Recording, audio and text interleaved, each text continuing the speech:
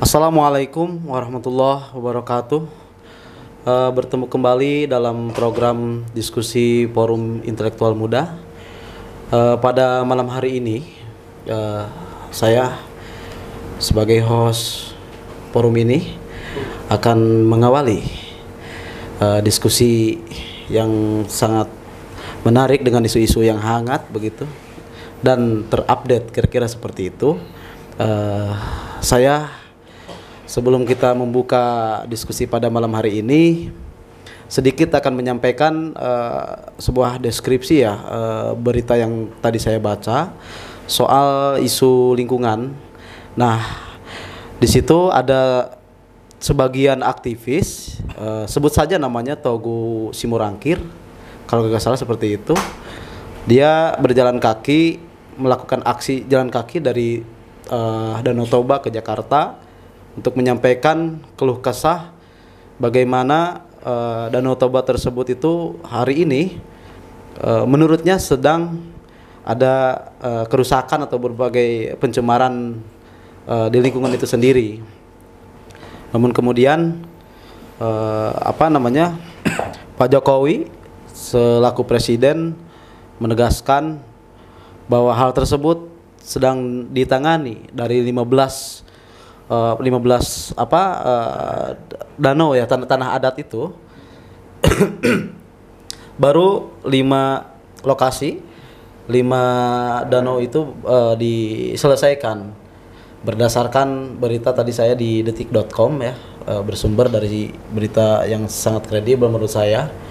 Nah, alhamdulillah pada malam hari ini kita telah ditemani dan sekaligus kita sambut para talent muda, yang di Pak Lutfi ya, Lutfi Ramadan atau bisa disebut Kohat. Kemudian ada Aldi atau bisa kita kenal namanya Alda ya, dan juga Bang Jakai. Alhamdulillah hari ini kita ditemani langsung ya, Bapak Jakai ini adalah salah satu di sini pejabat di RT lah gitu, Pak RT. Oke, baik. Saya kira penjelasan prolog tidak perlu panjang lebar, nanti para talent-talent ini yang akan menjelaskan secara luas. Baik, untuk pertama akan ditanggapi bagaimana menanggapi hal ini dengan penuh kritis berdasarkan perspektif tokoh muda ini. Mau siapa dulu? Silakan untuk dipandu. Waduh, mau dipandu. Terima kasih Bung Ajengan. Sebelumnya kita ucapkan dulu selamat Tahun Baru Islam 1443 Hijriah. Semoga di awal tahun ini Indonesia lepas dari pandemi COVID-19. Jadinya kan saya harus Islami lah saat ini. Oke, mendengar prolog atau kata pengantar dari saudara host tadi mengenai lingkungan, dengan diterimanya beberapa, tapi satu orang saja yang diterima oleh Presiden Joko Widodo. Beliau, beberapa orang ini berjalan kaki dari Danau Toba ke Jakarta. Beliau adalah aktivis lingkungan. Kenapa beliau itu berjalan kaki ingin memberikan respon ataupun memberikan istilahnya ada masalah lah, ada permasalahan di Danau Toba itu sendiri. Sebelumnya kita flashback sedikit, kita ke latar belakang kenapa ini sampai ke Jokowi, yaitu dikarenakan banyaknya di Danau Toba itu sendiri perusahaan korporasi yang bergerak di bidang lingkungan dan berdampak ke air, debit air yang ada di sana. Itu yang menjadi latar belakang kenapa kawan-kawan. Padahal juga ini tidak cuma Jokowi yang disamperin atau didatangi oleh para aktivis lingkungan ini. Boomingnya aktivis lingkungan ini dikarenakan di sosial media presiden itu dimunculkan. Ini yang jadi kenapa jadi booming. Aktivis ini diterima. Salah satu sangat luar biasa juga kalau Jokowi menerima. Nah, yang menjadi pertanyaan kita, kok hanya di Danau Toba yang terfollow up ke depan di media bahkan dimanapun.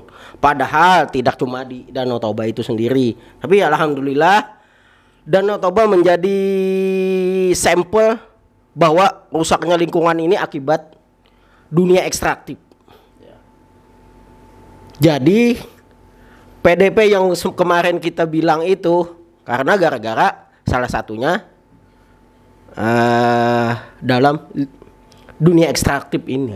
Ini yang jadi sebuah masalah dan permasalahan yang ingin disampaikan oleh para aktivis lingkungan itu kan bahwa adanya masalah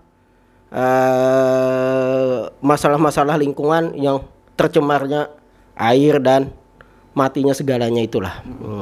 Nah, yang kemudian juga yang menjadi pertanyaan kita bersama, kita pernah mendiskusikannya atau membicarakannya di diskusi-diskusi sebelumnya. Ada kosakata saya yang itu dan itu lagi. Ternyata sekarang muncul lagi yang itu saja. Nah, ini menjadi kenapa selalu presiden mengejawantahkan atau memberikan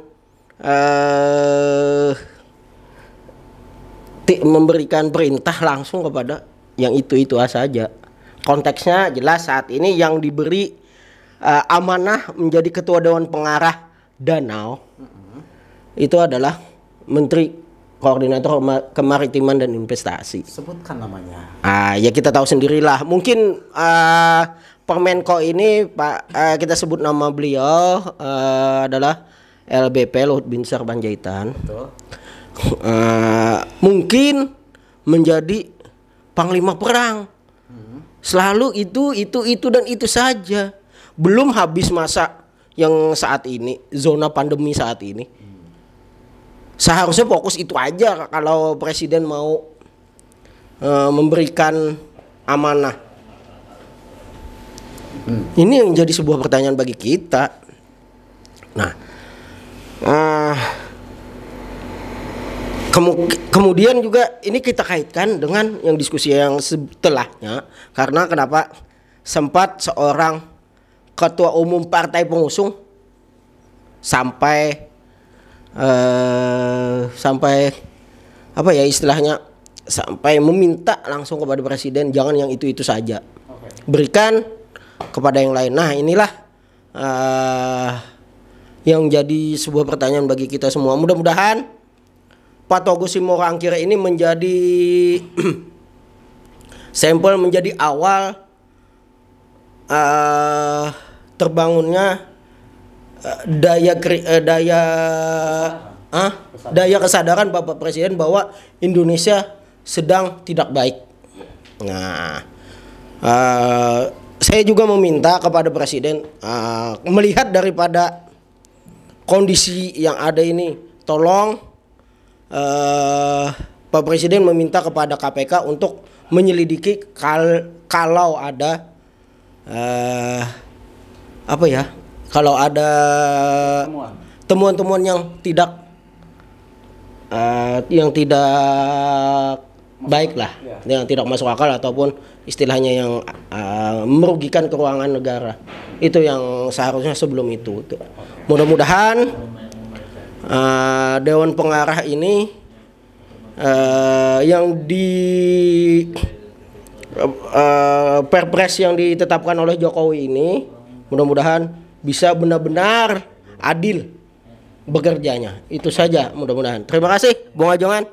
Baik, Jaki telah menyampaikan sedikit kritik serta arahan dan masukan untuk Bapak Presiden bahwa hal yang paling urgent pada hari ini kita fokus saja ke pandemi, begitu ya kira-kira ya.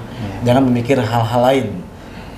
Selanjutnya akan disampaikan dari perwakilan tokoh muda, yaitu Lutfi Ramadan. Silakan. Bagaimana tanggapan menurut Bapak ini? Iya, terima kasih Ajengan Hujan atas kesempatannya malam ini. Ya, ini isu menarik ya tentang isu lingkungan yang memang hari ini banyak banget konflik yang dirasakan oleh masyarakat. Ya. Masyarakat adat, masyarakat yang memang hidupnya itu di lingkungan, di hutan, yang memang ini menjadi isu yang berulang kali kita temukan, bukan kali ini aja. PT TPL dari Sumatera Utara. Nah, ini menjadi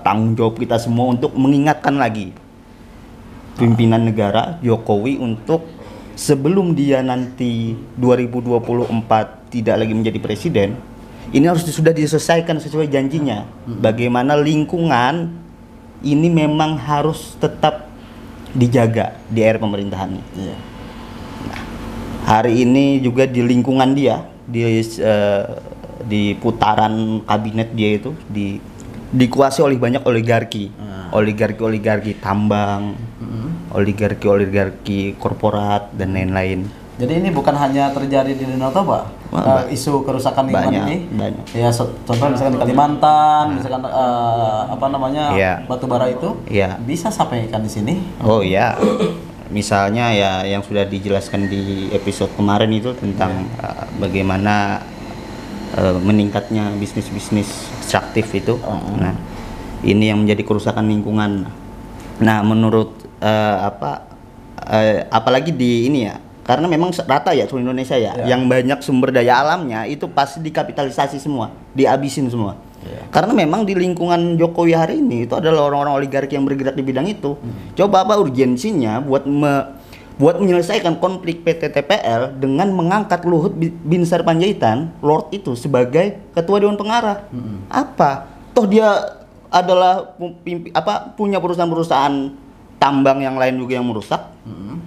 Coba. Terus yang jadi ketua hariannya adalah Menteri PU. Apa yang memasalahkan ini konflik lingkungan? Harusnya yang jelas-jelas masih di saat Luhut ini juga ini ya, di saat semua orang menteri-menterinya ini mau cari panggung di era pandemi ini kan, dia malah cari jabatan banyak itu. Iya. Karena dia memang 2024 udah ditegur istrinya kan, tidak jangan lagi jadi menteri kan. Nah, ini Aji mumpung dia fokus ngeruk ya? Iya, fokus ngeruk, fokus cari jabatan. Ya memang masih ada beberapa tahun lagi Luhut memimpin ini. Apalagi dia kan juga banyak sebelumnya juga pernah jadi menteri di era Gus Dur, di era Jokowi 2 periode kan, dengan jabatan yang berbeda-beda.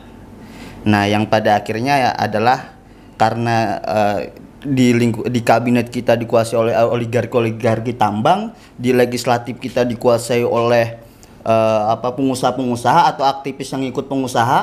Nah, ini yang menjadi peraturan-peraturan tentang tambang, lingkungan dan lain-lain yang carut marut. Ada yang izinnya di daerah, ada izinnya di pusat. Ada Minerba 2009, ada UPM 2014 yang bertabrakan dan lain-lain. Nah, ini harusnya yang sebelum Jokowi di periode habis ini. Jadi mohonlah sebagai kita ini sebagai rakyat memang hidupnya di hutan, ya untuk dilindungi lah. Mungkin begitu Ajengan. Ya. Terima kasih. Kohar atau sering kita kenal itu Pak Lutfi telah memaparkan dengan sedemikian rupa, dan ini memang persoalan penting untuk kita perhatikan, khususnya ini sebagai generasi ke depan begitu. Dan ini jangan sampai berlarut-larut. Jika hal ini terjadi, artinya anak muda tidak punya rasa empati terhadap isu lingkungan. nanti di kemudian hari 5 tahun 10 tahun ketika ekstraktif ini sudah habis, mau kemana kan begitu. Dan ini menjadi persoalan bersama, menjadi yang harus kita selesaikan, bukan hanya pemerintah. Kesadaran pemerintah, artinya kesadaran kolektif lah kira-kira seperti itu. Iya. Baik, selanjutnya akan ditanggapi bagaimana tanggapan dari Bapak Aldi sebagai asli orang hutan ya dari Kalimantan. Silakan Bang. Siap, terima kasih Abang Ujang. Iya. Dari banyak orang yang memanggil beliau ini ajengan, saya Abang aja ya. Oh, siap. Supaya lebih akrab. Terima kasih sebelumnya telah mengundang saya. Mungkin saya lebih akan menyampaikan beberapa perspektif termasuk ke dalam sisi saya sendiri, yaitu seorang mahasiswa dan seorang pembelajar, dan juga dalam disiplin ilmu yang lumayan linear yang berkaitan dengan apa yang kita bahas hari ini. Sebenarnya apa yang menjadi peristiwa hari ini sebenarnya bukan peristiwa baru. Pertama, karena kerusakan lingkungan, penggembosan lingkungan, dan pengerukan ekstraktif itu sudah terjadi berpuluh-puluh tahun yang lalu. Nah, karena memang secara garis besar memang sumber daya daya alam itu menjadi modal utama untuk pembangunan negara kita. APBN kan lebih banyak dibiayai oleh itu. Karena itu saya mengambil satu teori bahwa Indonesia ini kan kekayaan sumber daya alamnya kan luar biasa. Nah, sehingga masyarakatnya tidak kunjung makmur, tidak kunjung mendapatkan taraf hidup yang sejahtera. Nah, sehingga ini semacam menjadi kutukan sumber daya yang juga disoskors lah, kutukan sumber daya yang dialami oleh masyarakatnya. Tapi elitnya yang kaya. Nah, kalau berbicara masalah konteks Danau Toba, ini kompleks. Jadi Danau Toba pun sebenarnya pencemarannya kan kalau kita melihat itu terdiri dari tanah, air, dan juga polusi udara yang juga luar biasa di sana. Itu dilakukan oleh berbagai macam pihak. Di situ ada kawasan industri, ada perusahaan-perusahaan, kemudian aktivitas ekonomi wisata, dan juga masyarakat setempat. Nah, artinya sangat kompleks kalau melihat pencemaran tanah, air, dan udara di Danau Toba ini sangat kompleks. Nah, sehingga sebenarnya yang dilakukan adalah yang pertama menurut saya ada penyadaran massal yang dilakukan dan dimulai oleh lecutan dari semangat seorang aktivis dari Medan yang berjalan sekitar 40 hari, kurang lebih 40 hari, 44 hari dari Medan ke Jakarta. Ini harusnya menjadi satu tamparan keras bagi presiden kita, karena mengingat zaman Presiden Joko Widodo banyak sekali rapat-rapat merah yang tentang sumber daya alam yang masih saja lalai untuk fokus dalam perbaikannya. Nah, misalnya saja ada dulu peristiwa yang juga tidak kalah fenomenal, yaitu peristiwa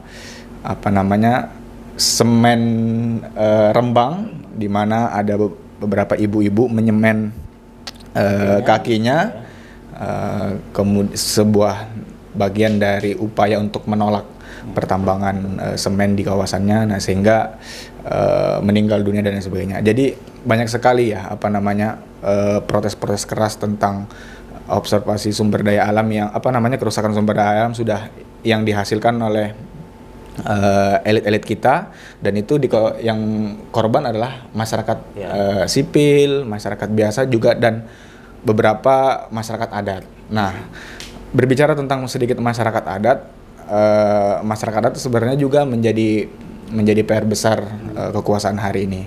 Karena bagaimana tidak, karena mereka ini adalah wilayah dari mereka yang dari zaman nenek moyangnya sudah mengelola hidup di sana, tapi sampai sekarang kita mengetahui tidak ada pengakuan dari negara kepada pengelolaan mereka untuk sumber dayanya. Nah, sehingga saya tahu bahwa walaupun tujuan negara di dunia ini sama, yaitu menaklukkan dan menundukkan warga negara, tapi juga harus ada konsensi yang adil Saya kira bagi seluruh masyarakat Indonesia sesuai dengan pembukaan dan cita-cita kemerdekaan kita. Nah, oleh karena itu sekali lagi peristiwa mengenai Danau Toba ini sebenarnya lecutan yang kesekian kalinya dan menjadi bagian dari konfirmasi bahwa kegagalan kekuasaan dalam mengkonversi kekayaan alam kita harusnya yang dipergunakan untuk sebesar-besarnya kesejahteraan rakyat, tapi ternyata menjadi bagian dari sebesar-besarnya kepentingan para elit dan oligarki. Nah, sehingga jika misalnya itu terus ada dan terus mengalir seperti itu, maka yang kita khawatirkan 2-3 dekade lagi Indonesia itu kehilangan sumber daya alamnya. Kehabisan sumber daya alam artinya krisis yang akan terjadi. Jika krisis terjadi, maka akan ada perombakan perubahan sosial yang skala besar nih. Bisa saja terjadi. Nah, sehingga kita tidak menginginkan itu. Nah, oleh karena itu kami sebagai anak muda yang hadir dalam kesempatan yang sangat baik ini mengingatkan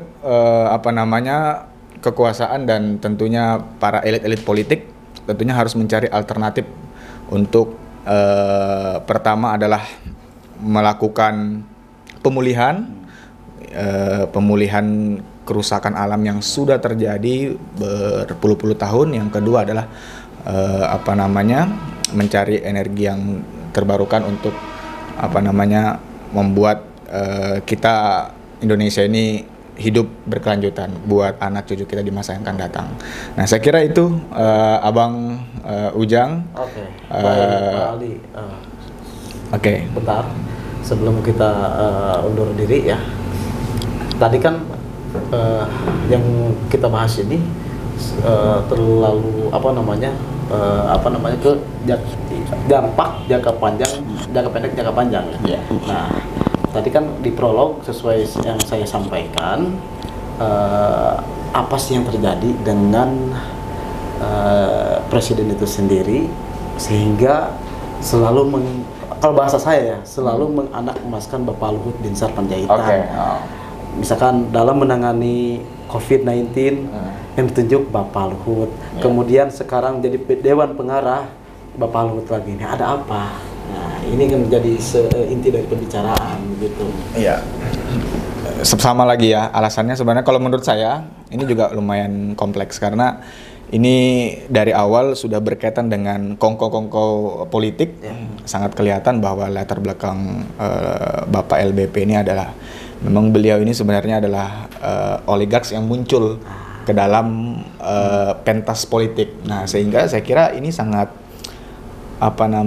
sangat nyata tanda-tanda ada persekongkolan antara kekuasaan dan oligarki. Kemudian yang kedua, saya kira perlu menjadi evaluasi kita masing-masing tentang bagaimana pemulihan lingkungan ini juga harus berdasar pada mereka yang ahli di bidangnya. Nah, bukan hanya soal menggapai janji dan kemudian mencapai tujuan yang dinikmati oleh segelintir orang. Baik, Pak Aldi, terima kasih. Kita sudah dengarkan bagaimana kritik dari seorang talent muda, yaitu dari Aldi, bahwasannya isu lingkungan ini sangat kompleks ya. Ini menjadi perhatian bersama kalau berdasarkan perspektifnya. Saya Ruslan Effendi undur diri. Assalamualaikum warahmatullahi wabarakatuh.